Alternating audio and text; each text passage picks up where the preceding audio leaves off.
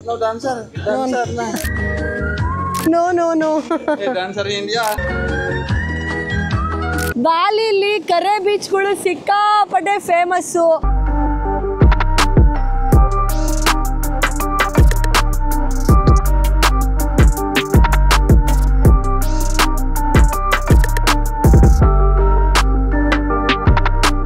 ಬನ್ರಿ ಆ ಪವಿತ್ರ ತೀರ್ಥ ಗಂಗಾನ ತಲೆಗೆ ಹಾಕೊಂಡು ನಮ್ಮ ಜೀವನವನ್ನು ಪಾವನ ಮಾಡ್ಕೊಳ್ಳೋಣ.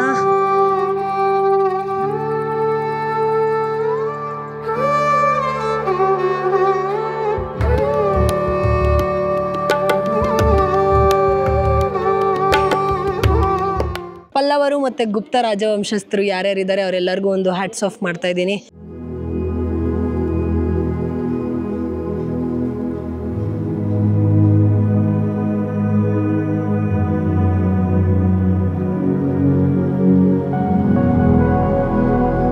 ವೆಲ್ಕಮ್ ಟು ಬಾಲಿ. ಪ್ರೀತಿಯ ಏಂಜಲ್ಸ್ ಎಲ್ಲರಿಗೂ ಇವತ್ತಿನ ಇನ್ನೊಂದು ಹೊಸ ವಿಡಿಯೋಗೆ ಸ್ವಾಗತ ಸುಸ್ವಾಗತ. ಇಡೀ ಇಂಡೋನೇಷ್ಯಾ ಬಂದು ಒಂದು ಮುಸ್ಲಿಂ ದೇಶಗಳಲ್ಲಿ ಒಂದು, ಆದ್ರೆ 17,000 ದ್ವೀಪಗಳಿರುವ ಈ ಇಂಡೋನೇಷ್ಯಾದಲ್ಲಿ ಕೇವಲ ಒಂದೇ ಒಂದು ದ್ವೀಪ ಮಾತ್ರ ಸಂಪೂರ್ಣವಾಗಿ ಹಿಂದೂ ಆಗೋಕೆ ಹೇಗೆ ಸಾಧ್ಯ? ಅಷ್ಟಕ್ಕೂ ನಮ್ಮ ಹಿಂದೂ ಕಲ್ಚರು ಈ ಬಾಲಿಗೆ ಹೆಂಗ್ ಬಂತು? ಬನ್ನಿ ಈ ವಿಡಿಯೋದಲ್ಲಿ ತಿಳ್ಕೊಳ್ಳೋಣ.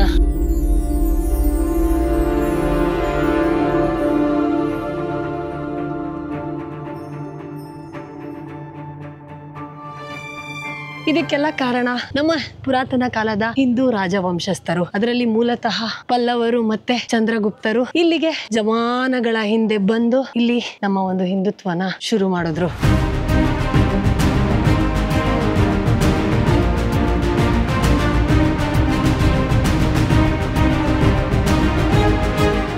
ಸದ್ಯಕ್ಕೆ ನಮ್ ಟೆಕ್ಸ್ಟ್ ಬುಕ್ ಅಲ್ಲಿ ಹಿಂದೆ ಹೋದ್ರೆ ನಾವು ಪಲ್ಲವರು ಗುಪ್ತರು ಏನೇನ್ ಮಾಡಿದ್ರು ಅನ್ನೋದನ್ನ ಸ್ವಲ್ಪ ಮಾತ್ರ ಓದಿದೀವಿ. ಆದ್ರೆ ಅಲ್ಲಿನ ಪಲ್ಲವ ಮತ್ತು ಗುಪ್ತರ ರಾಜವಂಶಸ್ಥರು ಇಂಡೋನೇಷ್ಯಾ, ಸಿಂಗಾಪುರ್ ಮತ್ತೆ ಮಲೇಷಿಯಾ ಈ ಜಾಗಗಳಿಗೆ ಸಮುದ್ರ ಮುಖಾಂತರ ಬಂದು ಅಲ್ಲಿ ತಮ್ಮ ವ್ಯಾಪಾರ ವಹಿವಾಟುಗಳ ಜೊತೆ ಕಲ್ಚರ್ ಕೂಡ ಎಕ್ಸ್ಚೇಂಜ್ ಆಗಿ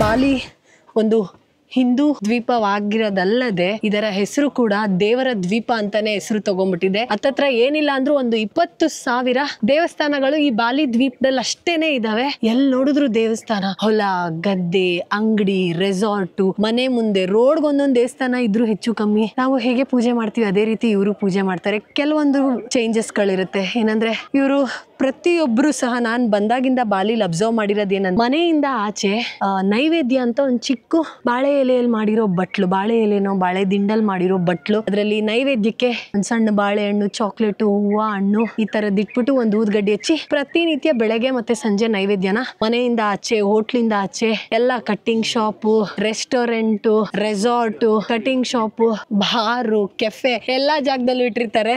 ಇದು ಇವರ ನಂಬಿಕೆ. ಇವರು ಈ ಒಂದು ಶಾಸ್ತ್ರ ಸಂಪ್ರದಾಯಕ್ಕೆ ಕೊಡುವಂತಹ ಒಂದು ಮರ್ಯಾದೆ ಅಂತಾನೆ ಹೇಳ್ಬೋದು. ಇದು ಯಾರಿಗಾದ್ರೂ ವಿಷಯ ಗೊತ್ತಿತ್ತಾ? ಗೊತ್ತಿದ್ರೆ ತುಂಬಾ ಒಳ್ಳೇದು, ಗೊತ್ತಿಲ್ಲ ಅಂದ್ರೆ ತಿಳ್ಕೊಂಡ್ರಿ ಅಂತ ಖುಷಿ ಪಡ್ತೀನಿ.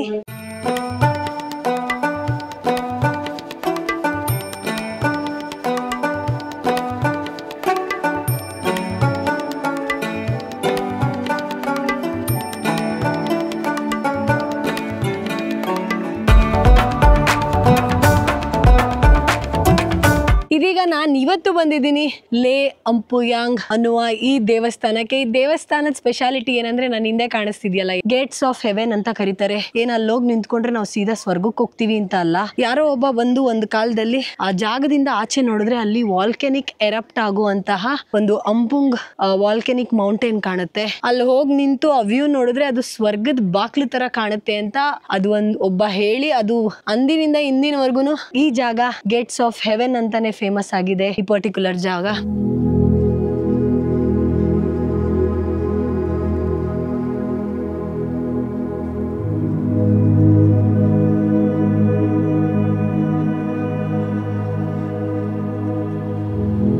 ನಮಗೂ ಇವ್ರಿಗೂ ಇನ್ನೊಂದು ಎಷ್ಟು ಡಿಫ್ರೆನ್ಸ್ ಇದೆ. ನಮ್ಮ ಕಡೆ ಎಲ್ಲ ಗೋಪುರಗಳು ಸಮಥಿಂಗ್ ಈ ತರ ಇರುತ್ತೆ. ನಮ್ ಕಡೆ ಗೋಪುರಗಳು 4 ಸೈಡ್ ಕಟ್ಟಿಸ್ತಿರ್ತೀವಿ ದೊಡ್ಡ ದೊಡ್ಡ ದೇವಸ್ಥಾನಗಳಲ್ಲಿ, ಮತ್ತೆ ಕವರ್ ಆಗಿರುತ್ತೆ.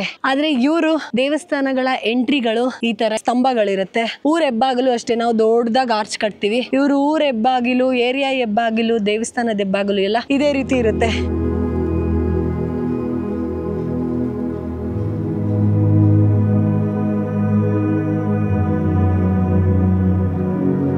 ಪಲ್ಲವರು ಮತ್ತೆ ಗುಪ್ತ ರಾಜವಂಶಸ್ಥರು ಯಾರ್ಯಾರಿದ್ದಾರೆ ಅವರೆಲ್ಲರಿಗೂ ಒಂದು ಹ್ಯಾಟ್ಸ್ ಆಫ್ ಮಾಡ್ತಾ ಇದ್ದೀನಿ. ಅವರ ಕೊಡುಗೆ ಬರೀ ಇಲ್ಲೇ ಅಲ್ಲ, ಇಲ್ಲಿಂದ ಸಿಂಗಾಪುರ್ ಅಲ್ಲಿಗೂ ಹೋಗಿದ್ದಾರೆ, ಮಲೇಷಿಯಾದ ಮೆಲಕ್ಕಾ ಅಲ್ಲಿಗೂ ಹೋಗಿದ್ದಾರೆ, ಮತ್ತೆ ಇಡೀ ಇಂಡೋನೇಷ್ಯಾನ ಕವರ್ ಮಾಡಿ ಇಡೀ ಇಂಡೋನೇಷ್ಯಾನ ಒಂದು ಹಿಂದೂ ರಾಷ್ಟ್ರವನ್ನಾಗಿ ಮಾಡಿದ್ರು. ಆದರೆ ಅದು ಕಾಲಕ್ಕೆ ಬದಲಾಗಿ ನಮ್ಗೆ ಹೇಗೆ ಮೊಘಲರು ಬಂದ್ರು ಅದೇ ರೀತಿ ನಮ್ಮಿಂದ ಇಲ್ಲಿಗೂ ಅದೇ ಮೊಘಲರು ಬಂದು ಇವಾಗ ಪರಿಪೂರ್ಣವಾಗಿ ಮುಸ್ಲಿಂ ದೇಶ ಆಗಿದೆ. ಆದ್ರೆ ಬಾಲಿ ಮಾತ್ರ ಇನ್ನು ಹಿಂದೂ ಆಗಿ ಉಳ್ಕೊಂಡಿದೆ. ಖುಷಿ ಆಗುತ್ತೆ. ನಾನು ಹೊರಗಡೆ ಬಂದು ಇಲ್ಲಿ ದೇವಸ್ಥಾನಕ್ಕೆ ಮುಂಚೆ ತೀರ್ಥ ಹಾಕೋದು ತಲೆ ಮೇಲೆ, ಮತ್ತೆ ಇವ್ರು ನಾವ್ ಹೆಂಗೆ ಅಕ್ಷತೆನ ಹಣೆಗೆ ಇಲ್ಲಿಗೆಲ್ಲ ಅಂಟಿಸ್ಕೋತೀವಿ ಹಬ್ಬದ ದಿನ, ಹಾಗೆ ಇವ್ರು ಪ್ರತಿ ದಿನ ಅಂಟಿಸ್ಕೊಂಡಿರ್ತಾರೆ. ಖುಷಿ ಆಗುತ್ತೆ ಅದನ್ನೆಲ್ಲ ನೋಡಿದ್ರೆ. ಓ ಮೈ ಗಾಡ್ ಅಂತ. ಈ ಲೆಂಪಾಯುಂಗ್ ದೇವಸ್ಥಾನ ಬಂದು ಈ ಬಾಲಿನೀಸ್ ಹಿಂದೂಗಳಿಗೆ ಈ ದೇಶದ 7 ಪವಿತ್ರ ಕ್ಷೇತ್ರಗಳಲ್ಲಿ ಇದು ಕೂಡ ಒಂದು. ನಮ್ಗೆ ಹೇಗೆ ಅಯೋಧ್ಯೆ, ವಾರಣಾಸಿ, ಕಾಶಿ, ಕೇದಾರ್ನಾಥ್, ಬದ್ರಿನಾಥ್ ಇವೆಲ್ಲ ನಮ್ಗೆ ಹೇಗೆ ಪವಿತ್ರ ಜಾಗಗಳು, ಅದೇ ರೀತಿ ಈ ಜಾಗ ಕೂಡ ಇವರಿಗೆ ಪವಿತ್ರ ಜಾಗ. ಅಲ್ಲದೆ ಇಲ್ಲಿ ಶಿವನನ್ನ ಪೂಜೆ ಮಾಡ್ತಾರೆ. ಆದ್ರೆ ನಮ್ ತರ ಇವರು ಲಿಂಗನ ಇಟ್ಟು ಪೂಜೆ ಮಾಡಲ್ಲ. ಯಾವುದೇ ರೀತಿ ಫಿಸಿಕಲ್ ಆಗಿ ವಿಗ್ರಹಗಳು ಸಹ ಇರಲ್ಲ. ಗಣೇಶನ್ ವಿಗ್ರಹ ನಮ್ಗೆ ಹೊರಗಡೆ ನೋಡೋದಿಕ್ ಸಿಗುತ್ತೆ, ಅದ್ ಬಿಟ್ರೆ ಒಳಗಡೆ ಒಂದು ಪುಟ್ಟ ಗುಡಿ ಇರುತ್ತೆ. ಆ ಗುಡಿಲಿ ಪೂಜೆ ಮಾಡ್ತಾರೆ, ಅವರ ದೈವನ ಆರಾಧಿಸ್ತಾರೆ. ಈ ಫೋಟೋ ಶೂಟ್ಗಂತೂ ಜನ ಬೆಳಗ್ಗೆ 5 ಗಂಟೆಗೆ ಓಪನ್, 5 ಗಂಟೆಯಿಂದಾನೇ ಬಂದು ಕಾಯ್ಕೊಂಡ್ ಕುಂತಿರ್ತಾರಂತೆ. ಓ ದೇವ್ರೆ, ಅಷ್ಟು ಚೆನ್ನಾಗಿರುತ್ತೆ ಫೋಟೋ. ಆಕ್ಚುಲಿ ನೀರಲ್ಲಿ ಬರೋ ತರ ರೆಪ್ಲಿಕಾ ತರ ಕಾಣುತ್ತೆ, ಬಟ್ ಅವರು ಮಿರರ್ ಗ್ಲಾಸ್ ಹಿಡಿದ್ಬಿಟ್ಟು ಫೋಟೋಗ್ರಾಫರ್ಸ್ ಫೋಟೋ ತೆಗಿತಾರೆ. ನಂದು ಒಂದೆರಡು ಸಖತ್ತಾಗಿರೋ ಫೋಟೋ ತೆಗ್ದಿದ್ದಾರೆ, ಹಾಕಿದೀನಿ ನೋಡಿ. ಈ ಮೌಂಟ್ ಅಂಪುಂಗ್ ಜಾಗದಿಂದ ನಾನು ನಿಮ್ಗೆ ಇನ್ನೊಂದು ಈ ಬಾಲಿ ಜನರ ವಿಶೇಷವಾದ ಒಂದು ಪರಿಶುದ್ಧವಾದ ದೇವಸ್ಥಾನ ಕರ್ಕೊಂಡು ಹೋಗ್ತೀನಿ. ಅಲ್ಲಿನ ನೀರು ಇವ್ರಿಗೆ ನಮ್ಗೆ ಹೇಗೆ ಕಾವೇರಮ್ಮ ಮತ್ತೆ ಗಂಗಾ ಮಾತೆನ ನಾವು ಹೇಗೆ ಪವಿತ್ರ ಜಲಗಳು ಅಂತ ನಾವು ಪೂಜಿಸ್ತೀವೋ ಅದೇ ರೀತಿ ಇಲ್ಲಿನೂ ಕೂಡ ಈ ಜನಕ್ಕೆ ಒಂದು ತೀರ್ಥ ತುಂಬಾ ಮುಖ್ಯವಾದದ್ದು. ಅಲ್ಲಿ ಕರ್ಕೊಂಡು ಹೋಗ್ತೀನಿ.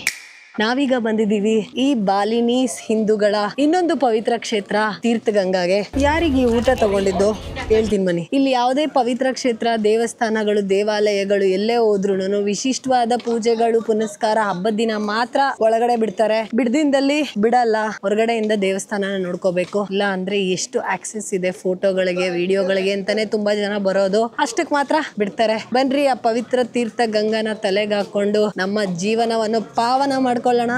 ವೆಲ್ಕಮ್ ಟು ತೀರ್ಥ ಗಂಗಾ ಕ್ಷೇತ್ರ.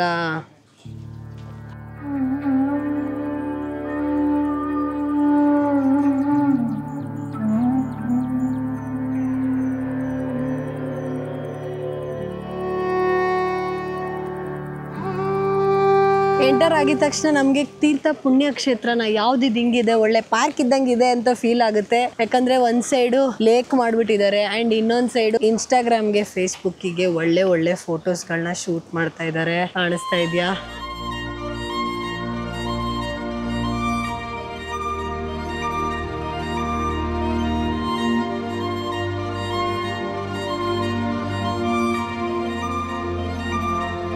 ಸ್ಟ್ಯಾಚ್ಯೂಗಳಿದೆ, ಬೌದ್ಧ ಸ್ಟ್ಯಾಚ್ಯೂ ಮತ್ತೆ ನಮ್ಮ ಹಿಂದೂ ಸ್ಟ್ಯಾಚ್ಯೂಗಳು ಯಾವ್ದ್ಯಾವ್ದೋ ಇದೆ. ಇಲ್ಲಿ ಬರೋ ಪವಿತ್ರವಾದ ನೀರಿಗೆ ತುಂಬಾ ಬೇಡಿಕೆ ಸಹ ಇದೆ. ಇಲ್ಲಿನ ಬಾಲಿನೀಸ್ ಜನಗಳು ಬಾಟ್ಲಿಗೆ ಹಾಕೊಂಡೋಗಿ ಮನೆಗೆ ಇಟ್ಕೊಳ್ತಾರೆ. ಅಂತಹ ಕ್ಷೇತ್ರ ಈ ಒಂದು ತೀರ್ಥ ಗಂಗಾ ಕ್ಷೇತ್ರ. ನೋಡ್ರಿ ಹೆಂಗಿದಾವ್ ಮೀನುಗಳು, ಕಾಣಿಸ್ತಾ ಇದ್ಯಾ? ಎಲ್ಲ ಹಾಕೋ ರೆಡಿಮೇಡ್ ಫುಡ್ಗಳನ್ನ ತಿಂದ್ ಹಿಂಗಾಗಿದಾವೆ. ಕ್ಲೀನ್ ಮಾಡ್ಬಿಟ್ಟಿದಾವೆ ಲೇಕ್ನಂತೂ, ಪಾಚಿ ಗಿಚಿ ಏನು ಇಲ್ದಂಗೆ.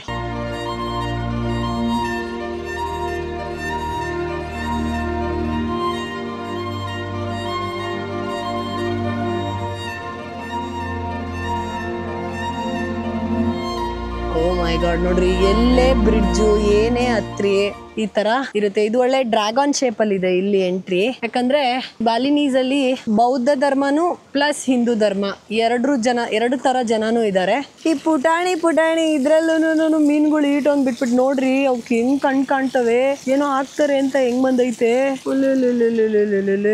ಈ ಜಾಗ ಇರೋದು ಕೂಡ ಉಬುಡ್ಡಲ್ಲಿ ತುಂಬಾ ಒಳ್ಳೆ ಜಾಗಗಳಿದಾವೆ. ನಾನು ಆಲ್ಮೋಸ್ಟ್ 3 ದಿನ ಉಬುಡ್ನ ಟ್ರಾವೆಲ್ ಮಾಡಿದ್ದೀನಿ. 3 ದಿನನೂ ಒಳ್ಳೆ ಜಾಗಗಳಿಗೆ ಹೋಗಿದ್ದೀನಿ. ಸೊ ಇವತ್ತು ಈ ಪುಣ್ಯಕ್ಷೇತ್ರಗಳು ನೋಡೋಣ ಅಂತ ಹೇಳಿ ಇಲ್ಲಿಗೆ ಬಂದಿದ್ದೀನಿ. ಬಟ್ ಇಲ್ಲಿ ಬಂದ್ರೆ ಡಿವೈನ್ ಫೀಲ್ಗಿಂತ ಎಲ್ಲ ವಾವ್ ವಾವ್ ವಾವ್ ಫೀಲಿಂಗೇ ಬರ್ತಾ ಇದೆ. ಅಷ್ಟು ಚೆನ್ನಾಗಿದೆ. ನಾನು ಜನ ಸ್ನಾನ ಮಾಡ್ತಿರ್ತಾರೆ, ನೀರ್ ಹರಿತಾ ಇರುತ್ತೆ ಫಾಲ್ಸ್ ತರ ಅಂತೆಲ್ಲ ಅನ್ಕೊಂಡೆ. ಆದ್ರೆ ದೇವಸ್ಥಾನದ ಕಾಂಪ್ಲೆಕ್ಸ್ ಆ ಕಡೆ ಇದೆ, ಅಲ್ಲಿಗೆಲ್ಲ ನಮ್ಮನ್ನ ಬಿಡಲ್ಲ.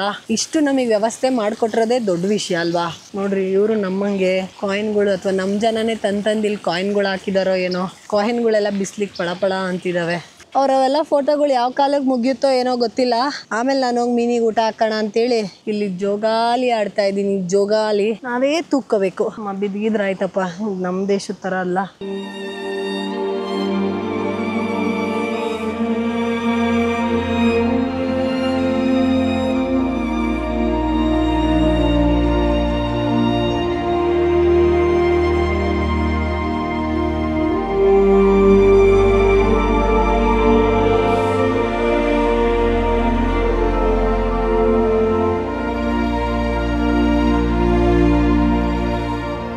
ಬನ್ರಿ, ಇಲ್ಲಿ ಯಾರೋ ಹಾಡು ಬೇರೆ ಹೇಳ್ತಾವ್ರೆ.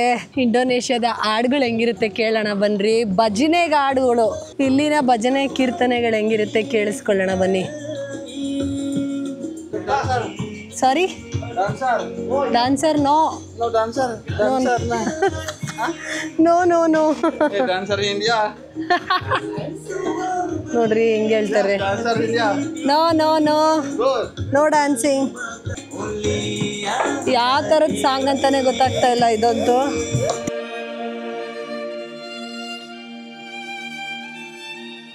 ಈ ತೊರೆ ಮೇಲೆ ಬೆಟ್ಟಗಳಿಂದ ಹರ್ಕೊಂಡ್ ಬರುತ್ತೆ.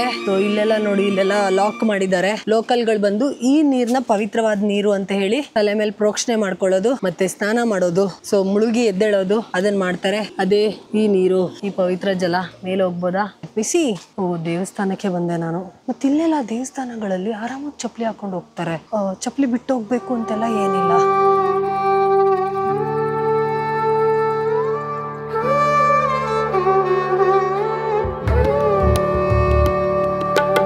ಜನಗಳು ಸ್ಟಾರ್ಟಿಂಗ್ ಬಂದ ಮೀನ್ಗಳು ಊಟ ಹಾಕ್ಬಿಟ್ಟು ಇನ್ಸ್ಟಾಗ್ರಾಮ್ಗೆ, ಫೇಸ್ಬುಕ್ಗೆ, ಟಿಕ್ಟಾಕ್ಗೆ ಏನೇನ್ ಫೋಟೋ ವಿಡಿಯೋ ಬೇಕೋ ಮಾಡ್ಕೊಂಡ್ಬಿಟ್ಟು ಹೊರಟೋಗ್ಬಿಡ್ತಾರೆ. ಅಷ್ಟೇ ಅಲ್ಲ, ತೀರ್ಥಗಂಗಾ ಸುಮಾರಿದೆ ಎಕ್ಸ್ಪ್ಲೋರ್ ಮಾಡಿ ನೋಡೋ ಅಂತ ಜಾಗಗಳು. ಬನ್ನಿ, ಇವತ್ತು ನಾನ್ ಕರ್ಕೊಂಡು ಹೋಗ್ತೀನಿ ನಿಮ್ನ ಈ ತೀರ್ಥಗಂಗಾ ಕ್ಷೇತ್ರಕ್ಕೆ. ಇಲ್ಲಿಂದ ಅನ್ಕೊಂಡೆ ಚಿಲಿ, ಇಲ್ಲಿಂದ ಹೋಗ್ಬೇಕು. ಇಲ್ಲಿಂದ ವ್ಯೂ ನೋಡ್ರಿ ಏನ್ ಮಸ್ತ್ ಕಾಣುತ್ತೆ.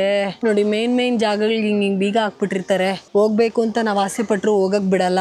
ಯಾಕಂದ್ರೆ ಒಂದೇ ವಿಷಯ, ಅವರ ಒಂದು ಕಲ್ಚರ್ ಟ್ರೆಡಿಷನ್ಗೆ ಧಕ್ಕೆ ಆಗ್ಬಾರ್ದು ಯಾವುದೇ ಟೂರಿಸ್ಟ್ಗಳ ಕಡೆಯಿಂದ. ಆ ಟೂರಿಸ್ಟ್ ಎಲ್ಲಿಂದನಾದ್ರೂ ಬಂದಿರ್ಲಿ, ಸ್ವತಃ ದೇವಲೋಕದಿಂದ ಇಳಿದು ಬಂದಿದ್ರು ಅಷ್ಟೇನೇನೆ ಇದೇ ಟ್ರೀಟ್ಮೆಂಟ್ ಅವ್ರಿಗೆ. ನೋಡ್ರಿ, ತಾತ ನಾನು ಗೇಟ್ ಹಾರ್ತೀನೇನೋ ಅಂತ ನನ್ನೇ ತಿರುಗಿ ಮರ್ಗಿ ನೋಡ್ತಾ ಇತ್ತ ತಾತ. ಹುಡುಗಿ ಅಲ್ಲಿಂದ ಹೆಂಗ್ ಬಂದ್ಲು ಅಂತ ಫಸ್ಟ್ನೇ ಕ್ವೆಶನ್ ಈ ತಾತನ ಡೌಟು. ಸರಿ ಬನ್ರಪ್ಪ, ಆಯ್ತು, ಇವರಂತೂ ಬಿಡಲ್ಲ, ಏನೋ ಒಂದು ನಾವೇ ಮಾಡೋಣ. ಇಲ್ಲಿ ಒಂದು 4-5 ಥರ ಪಾಂಡ್ಗಳು ಮಾಡಿದ್ದಾರೆ. ಒಂದು ಅಲ್ಲೇ ನಿಂತ್ಕೊಂಡು ಫೋಟೋಸ್ ವಿಡಿಯೋಸ್ ತೆಗ್ಸ್ಕೊಳ್ಳೋದು, ಇನ್ಸ್ಟಾಗ್ರಾಮ್ಗೆ ಮೀನಿಗೆ ಊಟ ಹಾಕೊಂಡು. ಇನ್ನೊಂದು ಪಾಂಡು, ದೊಡ್ಡ ಪಾಂಡು, ಬೋಟಿಂಗ್ ಹೋಗೋದು. ಅದು ಬಿಟ್ಟು ಇನ್ನೊಂದು ಪಾಂಡ್ ಇದೆ.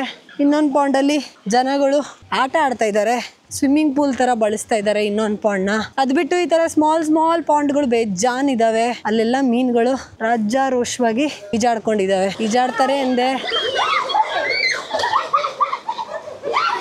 ಅಯ್ಯೋ ಮೊಣಕಾಲುದ್ದ ನೀರಿಲ್ಲ. ಆಟ ಆಡ್ತಾ ಇದ್ದಾರೆ ನೋಡ್ರಿ ಸಣ್ಣ ಮಕ್ಕಳು. Hi, is there temple here? Temple? No temple. Okay. ಇಲ್ಲಿ ಮೀನುಗಳು ಇಲ್ಲ, ಅದು ಬಿಟ್ಟು ಜನಗಳು ಯಾರು ಇಳ್ದಿಲ್ಲ. ಇದು ಇನ್ನೊಂದು ಪಾಂಡು. ಅದ್ ಬಿಟ್ಟು ಈ ಕಡೆ ಪಾಂಡಲ್ಲಿ ಇಲ್ಲಿನ ಲೋಕಲ್ ಬಾಲಿನೀಸ್ ಜನಗಳು ಆಟ ಆಡ್ತಾ ಇದ್ದಾರೆ ಈಜಾಡ್ಕೊಂಡು.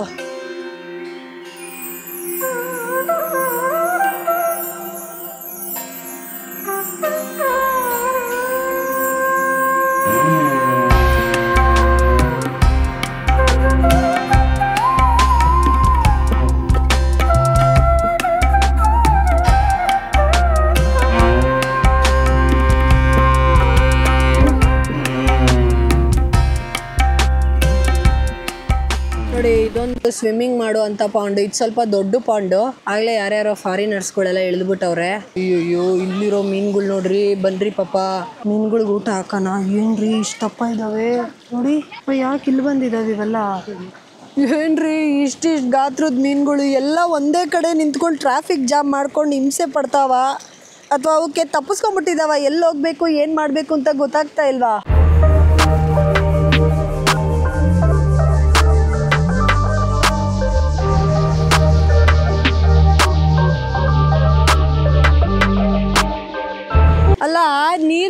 ವಿರುದ್ಧವಾಗಿ ಓಡಾಡ್ಕೊಂಡ್ ಬಂದ್ಬಿಟ್ಟವೆ. ತಿನ್ನಕ್ ಊಟ ಹಾಕ್ತಿದೀನಿ, ತಿಂತಾನೆ ಇಲ್ಲ ಗೊತ್ತಾ. ಹೊಟ್ಟೆ ತುಂಬ್ದವ್, ಇವೆಲ್ಲ ಬೆಳೆದ್ಬಿಟ್ಟಿದಾವೆ. ಪಾಪ ಸಣ್ಣವಕ್ಕೆ ಊಟ ಹಾಕೋಣ ಇವಿ.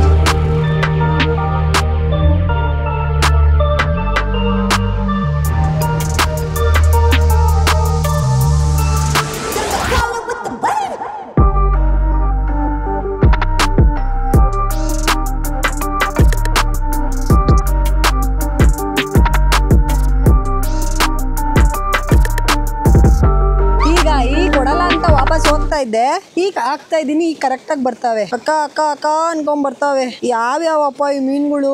ಪಾಂಡು ಅಲ್ಲಿ ಇರೋ ಮೀನುಗಳು ಇಷ್ಟಿಷ್ಟಪ್ಪ. ಫಸ್ಟ್ ಟೈಮ್ ನೋಡ್ತಾ ಇರೋದು ನಾನು. ಇಷ್ಟಿಷ್ಟಪ್ಪ. ಯಪ್ಪ, ಇಲ್ಲಿರೋ ಮೀನುಗಳಿಗೆ ಬಾಬಾ ನಾವು ಊಟ ಹಾಕೋಣ.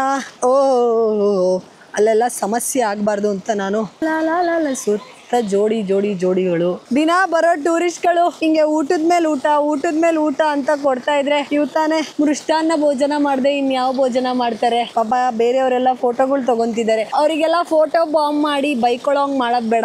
ಇಲ್ಲಿಂದ ಎಸ್ಕೇಪ್.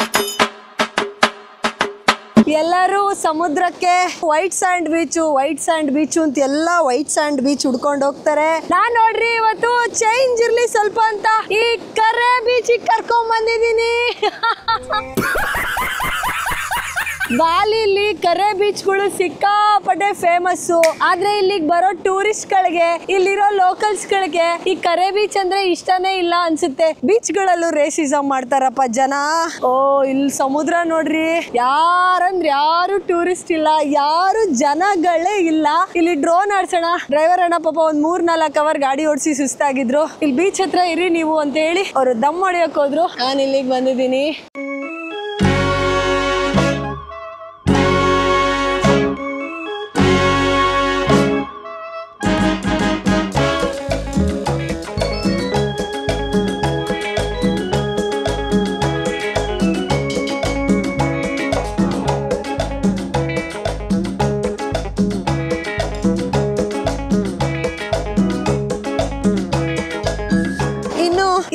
ಈ ಕಲರ್ ಇರೋದಕ್ಕೆ ಮುಖ್ಯವಾಗಿ ಕಾರಣ ಬಂದು ಈ ಇಂಡೋನೇಷ್ಯಾ ಹೇಳಿ ಕೇಳಿ ವಾಲ್ಕನಿಕ್ ಎರೆಪ್ಟ್ ಆಗೋ ಜಾಗ. ಆ ವಾಲ್ಕನಿಕ್ ಮಣ್ಣು ಏನು ಕಪ್ಪಗೆ ಬರುತ್ತೆ, ಸೊ ಅದರಿಂದ ಬೀಚು ಇದೆಲ್ಲ ಕರ್ರಗಿದೆ. ಸಾಕಾಗಿರೋ ಮೀನು ಹಿಡ್ದಿದಾರ್ರಿ ಅಣ್ಣ. ಬನ್ರಿ ಕರೆ ಮಣ್ಣು ಮುಟ್ಟಿ ನೋಡೋದಕ್ಕೆ ಹೇಗಿದೆ ನೋಡೋಣ. ಶೈನಿಂಗ್ ಹೊಡಿತಾ ಇದೆಯಲ್ರಿ ಮಣ್ಣು. ಓ ಗಾಡ್, ಬಿಸಿ ಇದೆ ಬಿಸಿಲಿಗೆ.